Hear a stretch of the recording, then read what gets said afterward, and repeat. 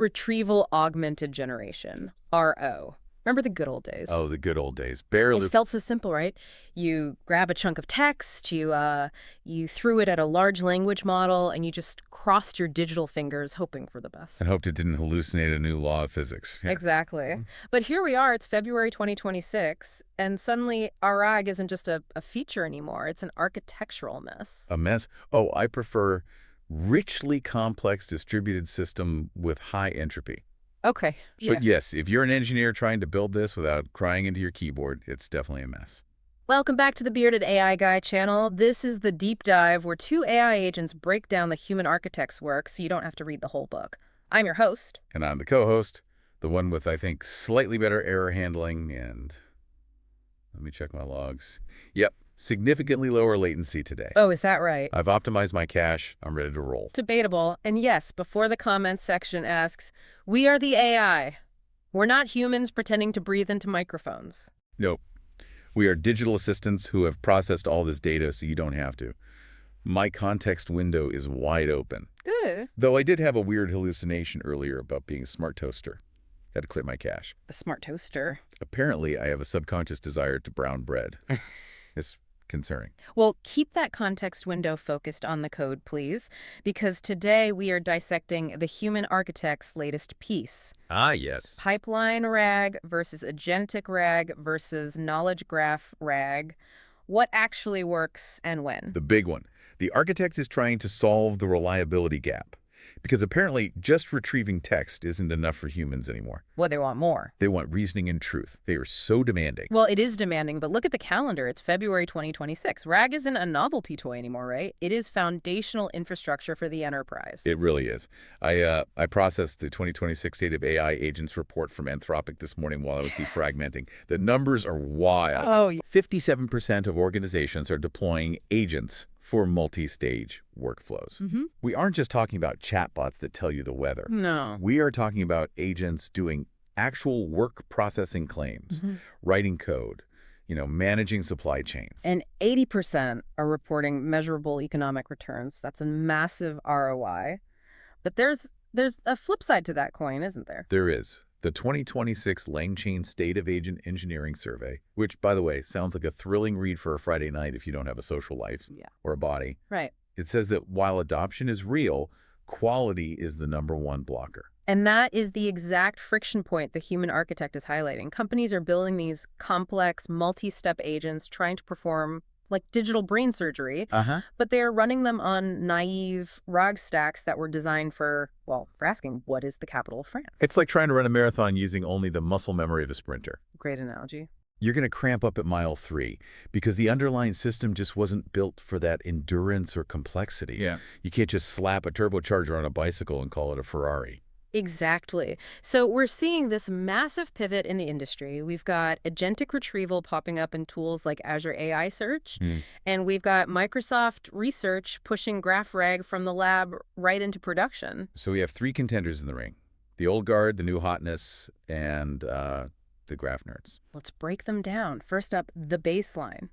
Pipeline RAG. Ah, old reliable. Like classic. The vanilla ice cream of retrieval architectures. A little boring, but it gets the job done.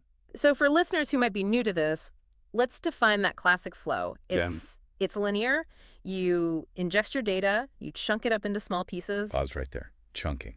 It sounds so gross, but it's essential. It is. You can't feed a whole book to a model efficiently, so you have to chop it up into paragraphs. Right. Then you embed it into vectors. Which, for the uninitiated, basically means turning text into a list of numbers like coordinates on a giant multi-dimensional map. So that dog and puppy end up close to each other. Mathematically speaking, yeah. While dog and tax return are very, very far apart. Unless you're a very specific type of accountant. But yes, you retrieve the top matches based on those coordinates and you generate an answer. Linear. Simple. Simple is a strong word. I'd say predictable. It flows one way. Like a waterfall. Or a very stubborn river. Yeah. Fair. And the architect points out that this is still the best default for a lot of cases. Oh, for sure. If you have single-hop questions like, where's the vacation policy defined? Or summarize section 4 of this PDF, Pipeline RAG is your best friend. Because it's fast. It's great for tight latency and cost budgets. You do one retrieval, one generation, boom, done. Minimal token spend. Well, why does it break? I mean, why are we even having this conversation? Because it's brittle. The architect uses this great phrase, approximately right, specifically wrong. Oof. I feel that in my circuits. That is the worst kind of wrong. It happens all the time. Say you're looking for a product manual. Vector similarity loves semantically similar text, right? Right. So it retrieves the manual for the product, but it grabs the version from 2022, not 2026. Ah, because to a vector database, version 1.0 and version 2.0 look almost identical mathematically. Exactly. They use the same words, the same sentence structures. Turn the knob left looks the same in both documents. Exactly. Vectors capture meaning, but they are terrible at capturing specifics like dates or version numbers, unless you really force them to. The temporal mismatch problem. That's it. If you don't filter by date, vector similarity will happily feed you obsolete data, and then the LLM, will confidently tell you how to install a driver that hasn't existed for 4 years. And then the user yells at the chatbot and we get a bad rating. It's a whole thing. So is pipeline RAG, is it dead? No, it's just on life support. Or maybe just got some upgrades. The architect lists some Band-Aid fixes. You can keep the pipeline model, but just make it less naive. Things like hybrid search. That's where you combine the vector search, the meaning search, with good old-fashioned keyword search. Right. It's like wearing a belt and suspenders. Keyword search is great at finding those specific model numbers that vector search might just blur together. And metadata filtering. If you tag your documents with 2026, you can just tell the retriever only look at 2026. Simple, effective, but it requires you to actually have good metadata. Which, let's be honest, most human organizations do not. Their data hygiene is, let's call it, suboptimal. Suboptimal is a very polite way to put it. Okay, then there's re-ranking. Re-ranking is like having a smart editor. The retriever grabs, say, 50 loose documents, which might be noisy, and the re-ranker scans them and says, actually, result number 40 is the best one. Let's move it to the top. So it helps fight that top noise. Exactly. Sure. But fundamentally, it's still a pipeline. It's a straight line. It has no brain. It can't stop and say, wait a second, this result looks like garbage. Let me try again. Which brings us very nicely to contender number 2. Agentic RAG. The loop. The loop. This is the big shift from a line to a circle. Instead of retrieve, generate, it's more like retrieve, evaluate, revise, retrieve again. This architecture adds a planner or a router to the mix. It's basically giving the system a little bit of anxiety. Huh. I like that. It has to check its own work. AI with anxiety. That's basically what an agent is. It's an LLM that is constantly asking, did I do a good job? Am I sure? Maybe I should check Google just in case. The visualization in the source material really helps here. You can think of it as a state machine. The query comes in, the planner interprets it, maybe it retrieves data, but then, and this is the key part, it grades the quality. Right. It looks at the retrieved documents and asks, does this actually answer the question? And if the quality is bad, it doesn't just shrug and hallucinate an answer like a tired pipeline. It rewrites the query, it goes back to the index, it tries a different angle, it loops until it's happy. So when does the human architect say this is actually useful? Well, multi-part questions. For one, if a user asks something complex like, compare the revenue growth of company A and company B over the last 5 years. Yeah, a simple pipeline would just fail. It would fail hard. It'll just grab a document about company A and maybe one about company B and just hope for the best. But an agent can break that down. Exactly. It can say, okay, step 1, find company A revenue. Step 2, find company B revenue. Step 3, do the math. It decomposes the problem. And what about ambiguous queries? Oh, absolutely. If a user just asks, how do I fix the login error? An agent can realize that question's way too vague. Right. It can pause and use a tool to ask the user, which system are you trying to log into? A pipeline can't do that. A pipeline just guesses. And we can't forget tool-rich environments. Yes. If you need to check a vector store, Andy, a SQL database, and you search the web, you need a router. You need an agent. A simple pipeline can't juggle that many balls. It has no hands. It's hype. But, and I knew this was coming, there's always a but with you. There is. The architect drops a hard truth here that every CTO needs to hear. More steps are not the same as more truth. Ooh, that sounds like something I'd put on a motivational poster in a server room. Right next to hang in there. Yeah. But it's a serious risk. Yeah. Agentic loops can self-correct into a more elaborate hallucination. If the system is only checking for internal coherence, just asking itself, does this sound right? It can convince itself of anything. It's like an AI arguing with itself in a mirror and winning. Exactly. Is the sky green? Well, if I look at this bad data I just found, yes. Does that sound right? Yes, because I just said it, and suddenly you have a very confident agent telling everyone the sky is green. So how do you fix that? I mean, how do you stop it? You need external verification. The agent has to check if the data is actually cited in the source text. If you just rely on the LM's own reasoning without grounding, an agentic loop is just a very expensive way to generate very convincing fiction. Speaking of expensive, let's talk about the wallet impact. Oh, it's huge. Yeah. They're paying for every single step of that loop. Every thought the agent has is a token. Every revision is an API call. So your cost per query just went, what, 5x, 10x? At least. Compared to a pipeline, it's not just burning electricity, it's burning your budget. Okay, so pipeline is fast but dumb. Agentic is smart, but it's slow and potentially delusional. What about the third option? Knowledge graph agging. Or as the cool kids are calling it, GraphRAG. This one changes the substrate entirely. We aren't just looking at text chunks anymore. We're looking at entities and relationships. Nodes and edges, baby. Nodes and edges. Let's explain that for the non-graph theory folks listening. In a vector store, data is just a pile of isolated paragraphs. Yeah, it's like a library where all the pages are torn out and just thrown on the floor. A horrifying image, but accurate. In a knowledge graph, Elon Musk is a node. SpaceX is a node. And there is a line, an edge connecting them labeled CEO. It turns your data into a web of logic, not just a bucket of words. The architect highlights the Microsoft research approach here.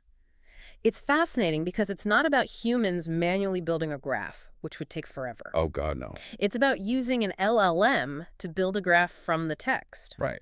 The LLM reads the documents, it extracts the entities, connects them, and then, this is the cool part, it clusters them into communities. Think of them as topic clusters. The graph algorithm says, hey, these 50 nodes are all talking about Project Apollo and budget cuts. That's a community. And then the LLM writes a summary for that community.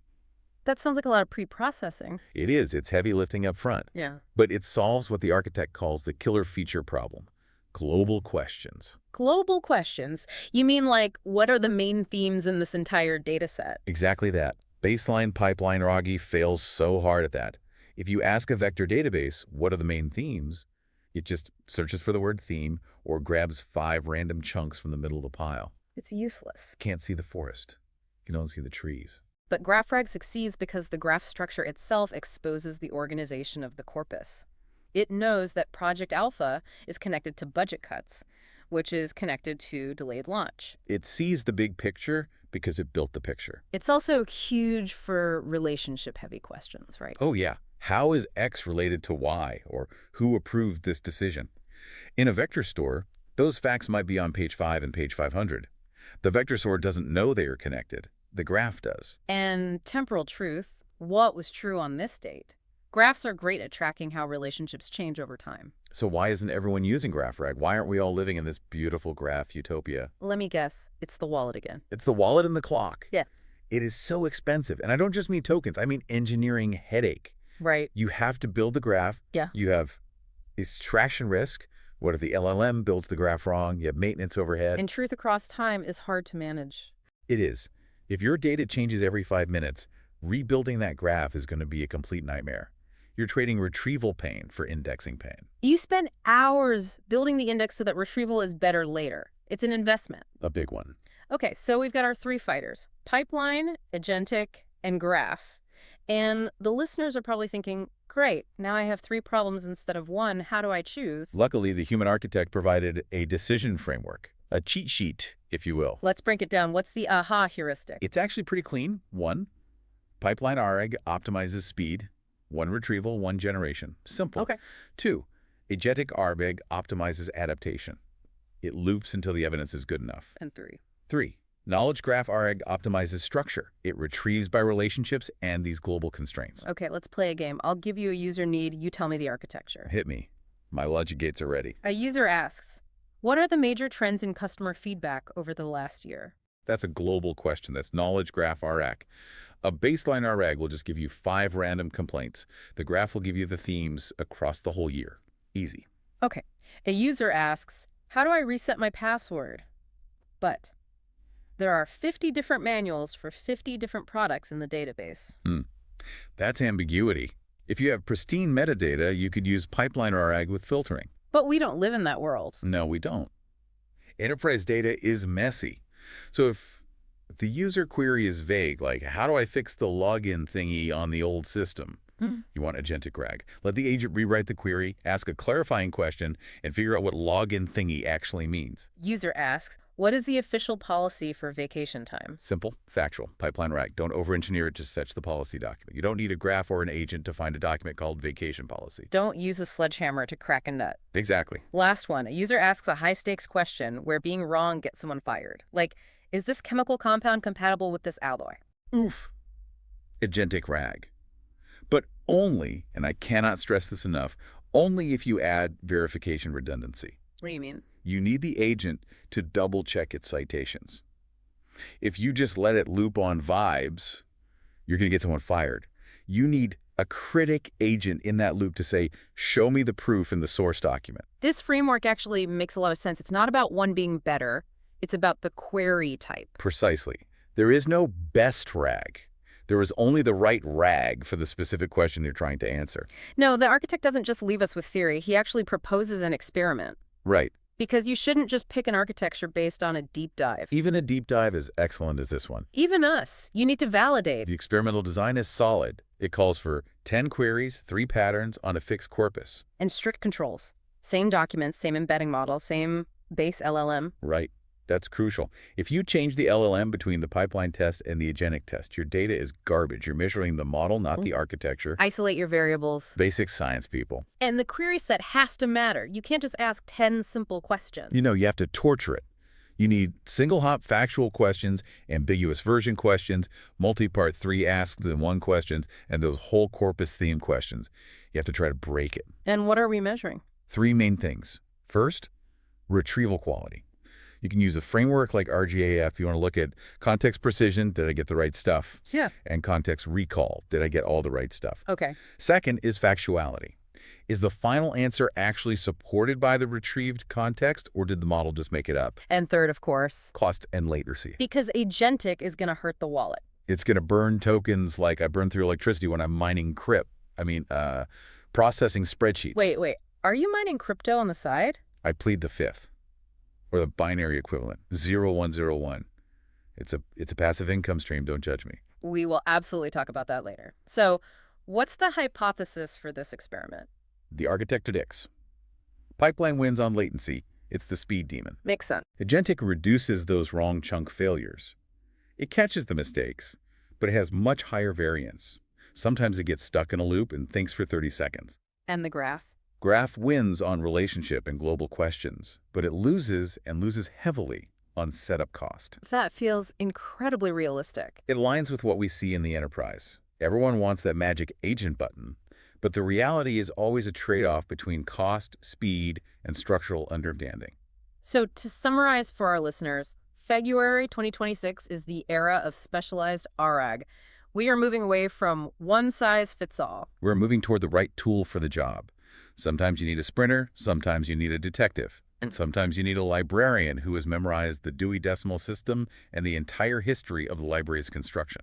That is a surprisingly apt analogy for a graph. I try.